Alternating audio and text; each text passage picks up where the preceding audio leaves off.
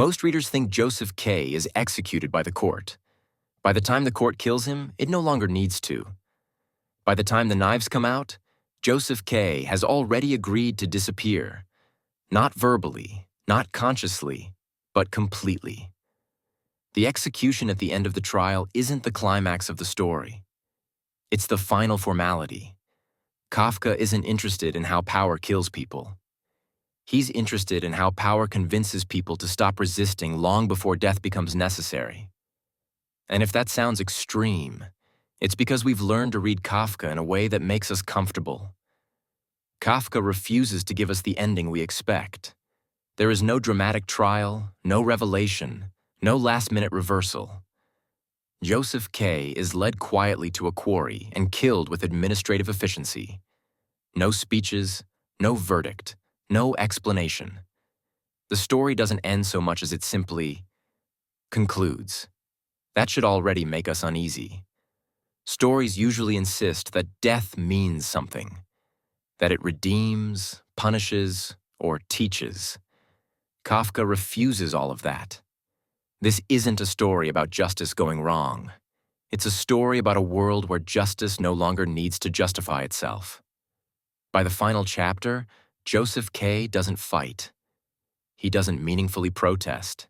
He doesn't even demand clarity.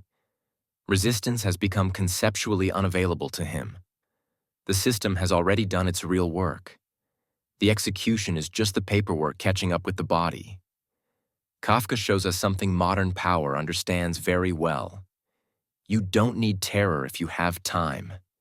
Given enough ambiguity, enough procedural delay, enough unexplained authority, people will slowly reorganize themselves around their own disappearance. Notice what Kafka removes from the scene. There is no higher court, no divine appeal, no moral accounting waiting in the background. Josef K's death doesn't mean anything in the way literature usually insists death must. It doesn't prove guilt. It doesn't reveal innocence. It doesn't redeem him. This isn't nihilism for shock value. It's a diagnosis. Kafka is writing at a moment when traditional sources of meaning, God, law, moral certainty, have lost their authority, while bureaucratic systems have gained it. Punishment no longer requires crime. Suffering no longer requires explanation. We keep searching for meaning in Josef K's death because we've been trained to believe that pain must justify itself. Kafka refuses that lie. And then there's the final emotion Kafka leaves us with. Not fear, not rage, not even pain. Shame. That last word is devastating because shame isn't imposed by force. It's absorbed. Shame means Josef K has learned to see himself the way the court sees him. Even at the moment of death, what troubles him most is not injustice, but the undignified way he dies. This is the most efficient form of control Kafka can imagine. A system that makes you feel perpetually inadequate rarely needs to hurt you. You'll cooperate, you'll hesitate, you'll correct yourself. You'll slowly internalize the accusation, even when no one ever names it. Long before the knives appear, Josef K has already taken the court inside himself. Throughout the trial, language is everywhere. Endless explanations, endless conversations, endless procedural talk that clarifies nothing. Law presents itself as rational, coherent, explainable. But at the execution, language disappears. No sentence is read, no charge is named, no explanation is offered. Power no longer needs to speak. Kafka's point isn't that language fails accidentally. It fails precisely when justification is no longer required. When authority becomes total, explanation becomes unnecessary. Silence is enough. If that feels familiar, it should. Anyone who has received a perfectly polite, perfectly empty institutional email already knows this feeling. Even the timing of Josef K's death is cruel in a quieter way. The novel begins on his birthday, the moment that should mark continuity, selfhood, another year added to a personal narrative. From that day forward, his life is slowly consumed by the case. 1 year later, almost to the day, the process concludes. Kafka frames Josef K's life not as a story with chapters, but as a closed administrative loop.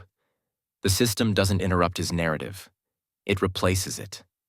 An entire year passes, yet nothing develops except the case.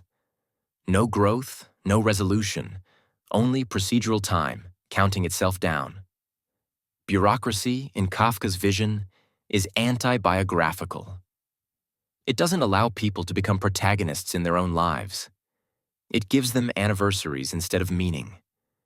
The executioners themselves are almost aggressively unremarkable. They are polite, bored, efficient. They don't hate Josef K. And that's the point. Hatred would require attention. Bureaucracy runs on indifference. Evil here isn't a passion, it's a habit. Something done because it's scheduled, documented, and already been done before. And then Kafka turns the knife toward us.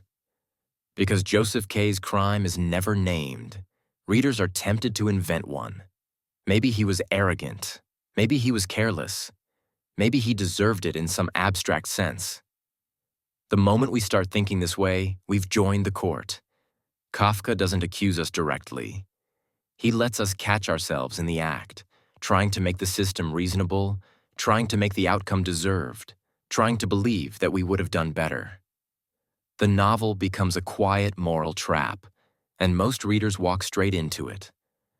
So when Josef K dies like a dog, the insult isn't just to him.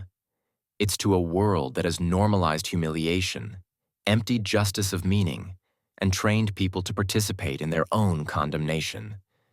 Kafka's ending isn't meant to shock us. It's meant to feel disturbingly familiar.